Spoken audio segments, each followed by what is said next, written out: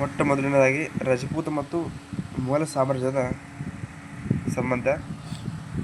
ಯಾವ ರಜಪೂತ ರಾಜ್ಯವು ಅಕ್ಬರನ ಸಾರ್ವಭೌಮತ್ವವನ್ನು ಇಷ್ಟಪೂರ್ವಕ್ಕೆ ಸ್ವೀಕರಿಸಲಿಲ್ಲ? ಪ್ರಿಲಿಮ್ಸ್ 2008ರಲ್ಲಿ ಕೇಳಿದ ಪ್ರಶ್ನೆ ಇರ್ತದೆ. ಆಪ್ಷನ್ ಎ ಅಮೀರ ಅಥವಾ Amber, option B Mewar, option C Marwar, option D Bikaner. ಇದಕ್ಕೆ ಸರಿಯಾದ ಉತ್ತರ ಯಾವುದಪ್ಪ ಅಂದ್ರೆ ಮೇವಾಡ. ಇದು ಮೇವಾಡ. ಸಿಸುದಿಯ ರಾಜವಂಶದ ಮೇವಾಡವು ಇತರ ರಜಪೂತ ರಾಜ್ಯಗಳಿಗಿಂತ ಹೆಚ್ಚು ತೀವ್ರವಾಗಿ ಮತ್ತು ದೀರ್ಘಕಾಲ ಮೊಘಲ ಅಧಿಪತ್ಯವನ್ನು ವಿರೋಧಿಸಿತು. ಈ ಮೇವಾಡ ರಾಜವಂಶ ಏನಪ್ಪ ಅಂದ್ರೆ ಅದೇ ದೀರ್ಘಕಾಲವಾಗಿ ಮೊಘಲ ಸಾಮ್ರಾಜ್ಯವನ್ನು ವಿರೋಧಿಸಿತು ಅಂತ ಹೇಳ್ತಲಾಗ್ತದೆ. ಮತ್ತು ಅದೇ ರೀತಿಯಾಗಿ ಮಹಾರಾಣಾ ಉದಯ್ ಸಿಂಹ ಎರಡನೇ ಉದಯ್ ಸಿಂಹ ಅವನ ಮಗ ಮಹಾರಾಣಾ ಪ್ರತಾಪ್ ಇವನು ಅಕ್ಬರಿಗೆ ಶರಣಾಗಲು ನಿರಾಕರಣೆ ಮಾಡ್ತಾನಂತ. ಅಕ್ಬರ ಶರಣಾಗಲು ನಿರಾಕರಣೆ ಮಾಡಿದನು. ಯಾರು? ಮಹಾರಾಣಾ ಪ್ರತಾಪ್ ಸಿಂಹ. ಇನ್ನು ಎರಡನೇ ಪ್ರಶ್ನೆ ಯಾವಪ್ಪ ಅಂದ್ರೆ ಅಕ್ಬರನ್ ತನ್ನ ರಾಜಪೂತ ನೀತಿಯನ್ನು ಮುಖ್ಯವಾಗಿ ಯಾವ ತಂತ್ರ ಅನುಸರಿಸಿದನು? ಅಕ್ಬರನು ತನ್ನ ರಜಪೂತ ನೀತಿಯಲ್ಲಿ ಮುಖ್ಯವಾಗಿ ಯಾವ ತಂತ್ರವನ್ನು ಅನುಸರಿಸಿದನು?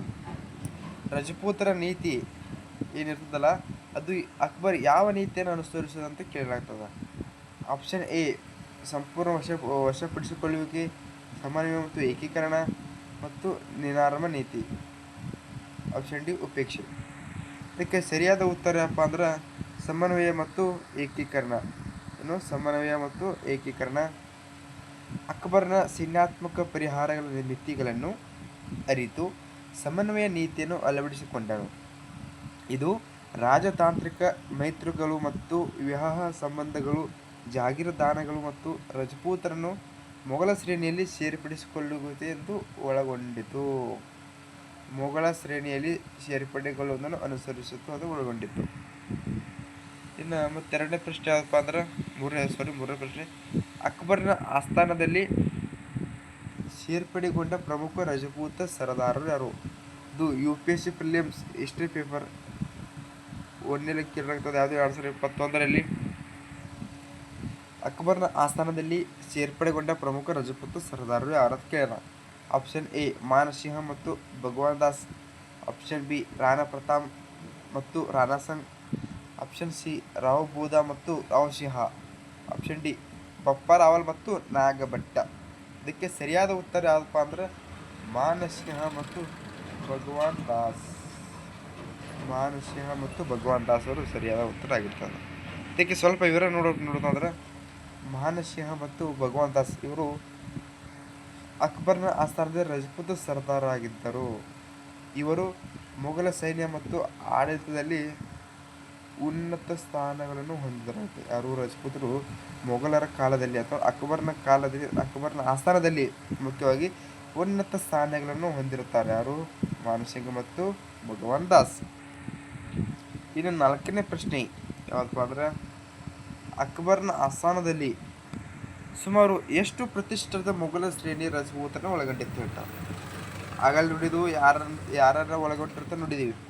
ಈಗ ಅಕ್ಬರ್ನ ಆಸ್ಥಾನದಲ್ಲಿ ಸುಮಾರು ಎಷ್ಟು ಪ್ರತಿಶತ ಮೊಘಲ ಶ್ರೇಣಿ ರಜಪೂತರನ್ನು ಒಳಗೊಂಡಿತ್ತು ಕೇಳಿದ್ವಿ.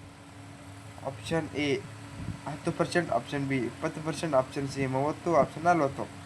ಇದಕ್ಕೆ ಸರಿಯಾದ ಉತ್ತರ ಯಾವಪ್ಪ ಅಂದ್ರೆ ಆಪ್ಷನ್ ಬಿ 20% ಮೊಘಲ ಸಾಮ್ರಾಜ್ಯವನ್ನು ಒಳಗೊಂಡಿತ್ತು. ಇದಕ್ಕೆ ಸ್ವಲ್ಪ ವಿವರ ನೋಡೋಣ ಅಂತಂದ್ರೆ ಉತ್ತರ 20%. ಅಕ್ಬರ್ನ ಆಡಳಿತದಲ್ಲಿ ಸುಮಾರು 20% ಮೊಘಲರ ಶ್ರೇಣಿ ರಜಪೂತರು ಒಳಗೊಂಡಿತ್ತು.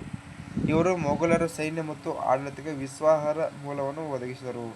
ಇವರು ಮೊಘಲ ಸಾಮ್ರಾಜ್ಯಕ್ಕೆ ವಿಶ್ವಾಸಾರ್ಹವಾಗಿ ಮೂಲವನ್ನು ಒದಗಿಸಿದರು ರಜಪೂತರು. ಇನ್ನು ಐದನೇ ಪ್ರಶ್ನೆ ಇದು 2026ರ ಸಂಭಾವ್ಯ ಪ್ರಶ್ನೆ ಇರ್ತದೆ. ಇದಕ್ಕೆ ಹೆಚ್ಚಿನ ಒತ್ತು ಕೊಟ್ಟು ಇದಕ್ಕಿಂತ ಹೆಚ್ಚಿನ ವಿವರಣೆ ನೋಡೋಣ. 2026ರ ಸಂಭಾವ್ಯ ಪ್ರಶ್ನೆಗಳು ಹಾಟ್ ಟಾಪಿಕ್ ಅಂತದ. ಮುಖ್ಯವಾಗಿ ಪ್ರಶ್ನೆ 1 ಹಲ್ದಿಘಾಟಿ ಯುದ್ಧದ ಫಲಿತಾಂಶದ ಬಗ್ಗೆ ಸಮಕಾಲೀನ ಚರ್ಚೆ. 2026 ಪ್ರಶ್ನೆ ಹಲ್ದಿಘಾಟಿ ಯುದ್ಧದಲ್ಲಿ ಮಹಾರಾಜ ಪ್ರತಾಪ್ ವಿಜಯಶಾಲಿಯಾಗಿದ್ದರು.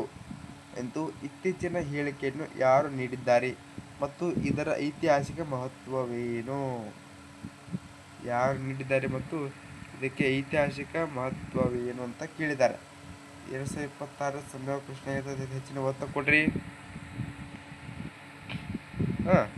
ಇದಕ್ಕೆ ಸರಿಯಾದ ಉತ್ತರ ಯಾವುದಪ್ಪ ಅಂದ್ರೆ ಉತ್ತರ ಆರ್ ಎಸ್ ಎಸ್ ಮುಖ್ಯಸ್ಥ ಮೋಹನ್ ಭಗವತ್ ಅವರು 2026 ಜೂನ್ 17ರಂದು ಮೊನ್ನೆ ನಡೆದಿರ್ತಕ್ಕಂಥ ಜೂನ್ 17ರಂದು ಮಹಾರಾಜ್ ಪ್ರತಾಪ್ ಸಿಂಹರವರ 486ನೇ ಜನ್ಮದಿನದಂದು ಉದಯಪುರದಲ್ಲಿ ಈ ಹೇಳಿಕೆಯನ್ನು ನೀಡಿದ್ದಾರೆ. ಈ ನೋಡ್ರಿ ಪ್ರಶ್ನೆ ಸರಿಯಾಗಿ ತಿಳ್ಕೊರಿ. ಹಲ್ದಿಘಾಟಿ ಯುದ್ಧದಲ್ಲಿ ಮಹಾರಾಣಾ ಪ್ರತಾಪ್ ವಿಜಯಶಾಲಿಯಾಗಿದ್ದರು ಎಂದು ಇತ್ತೀಚಿನ ಹೇಳಿಕೆಯನ್ನು ಯಾರು ನೀಡಿದ್ದಾರೆ ಮತ್ತು ಇದು ಐತಿಹಾಸಿಕ ಮಹತ್ವವನ್ನು ಕೇಳಿದ್ದಾರೆ. RSS ಮುಖ್ಯಸ್ಥ ಮೋಹನ್ ಭಗವತ್ ಅವರು 2026 ಜೂನ್ 17ರಂದು ಮಹಾರಾಣಾ ಪ್ರತಾಪ್ ಅವರ 486ನೇ ಜನ್ಮದಿನದಂದು ಉದಯಪುರದಲ್ಲಿ ಈ ಹೇಳಿಕೆ ನೀಡಿದ್ದಾರೆ. ಇದಕ್ಕೆ ವಿವರಣೆ ಸ್ವಲ್ಪ ನೋಡೋಣಂದ್ರೆ, ಭಗವತ್ ಅವರು ಮುಖ್ಯ ವಾಹಿನಿ ಇತಿಹಾಸವನ್ನು ಪ್ರಶ್ನಿಸಿದರು. ಹಲ್ದಿಘಾಟಿಯನ್ನು ರಜಪೂತ ರಾಜನ ನಿಸ್ಸಂದಿಗ್ಧ ವಿಜಯ ಎಂದು ಘೋಷಿಸಿದ್ದಾರೆ. ರಜಪೂತ ರಾಜರ ನಿಸ್ಸಂದಿಗ್ಧ ವಿಜಯ ಎಂದು ಘೋಷಿಸಿದರು. ಮೊಘಲ ಇತಿಹಾಸಕಾರರ ದಾಖಲೆಯನ್ನು ಉಲ್ಲೇಖಿಸಿ ಮೊದಲ ದಾಳಿಯಲ್ಲೇ ಅವರು ತನ್ನ ಸ್ಥಾನಗಳನ್ನು ತ್ಯಜಿಸಿ 6-7 ಮೈಲುಗಳಷ್ಟು ಹಿಮ್ಮೆಟ್ಟಬೇಕಾಯಿತು ಎಂದು ವಾದಿಸಿದ್ದಾರೆ. ಭಾರತದ ಐತಿಹಾಸಿಕ ನಿರೂಪಣೆಯು ಶತಮಾನಗಳಿಂದ ಆಕ್ರಮಣಕಾರರನ್ನು ವೈಭವೀಕರಿಸಲು ವಿಕೃತಗೊಂಡಿದೆ ಎಂದು ಆರೋಪಿಸಿದ್ದಾರೆ. ಇದು RSS ಮುಖ್ಯಸ್ಥ ಮೋಹನ್ ಭಗವತ್ ಅವರು ಹೇಳಿದ್ರ ವಾಹಿನಿಗಿರ್ತದ. ಈಗ ಸಚಿನ ಮಹತ್ವ ಕೊಡ್ರಿ ಅಂತ ಹೇಳಲಾಗ್ತದ. ಈ ಪರೀಕ್ಷಾ ದೃಷ್ಟಿಕೋನ ಈ ಸಮಕಾಲೀನ ಚರ್ಚೆ ಏನು ಮಾಡಿರ್ತಾರೋ ಚರ್ಚೆ ಅದು KPSC, UPSC ಮತ್ತು SSC ಪರೀಕ್ಷೆಯಲ್ಲಿ ಐತಿಹಾಸಿಕ ವ್ಯಾಖ್ಯಾನಗಳ ಬಗ್ಗೆ ಪ್ರಶ್ನಿಸಲು ಕಾರಣವಾಗಬಹುದು. ಈ ನೋಡ್ರಿ KPSC, UPSC ಆ್ಯಂಡ್ SSC ಪರೀಕ್ಷೆಗಳಲ್ಲಿ ಪ್ರಶ್ನೆಗಳಿಗೆ ಕಾರಣವಾಗಬಹುದು ಅಂತ ಕೇಳಿದ್ರೆ ಪ್ರಶ್ನೆ ಕೇಳಬಹುದು. ಸಂಭಾವ್ಯ ಪ್ರಶ್ನೆ ಅದಕ್ಕೆ ಹೆಚ್ಚಿನ ಒತ್ತು ಕೊಟ್ಟದಕ್ಕೆ ಸಂಭಾವ್ಯ ಪ್ರಶ್ನೆ ಇರ್ತದೆ. ಇನ್ನೊಂದು ಪ್ರಶ್ನೆ ನೋಡೋಣ, ಅದು ರೀಸನ್ ಆಗುತ್ತದ. ಇದು ಪ್ರಶ್ನೆ 2 ಇರ್ತದ.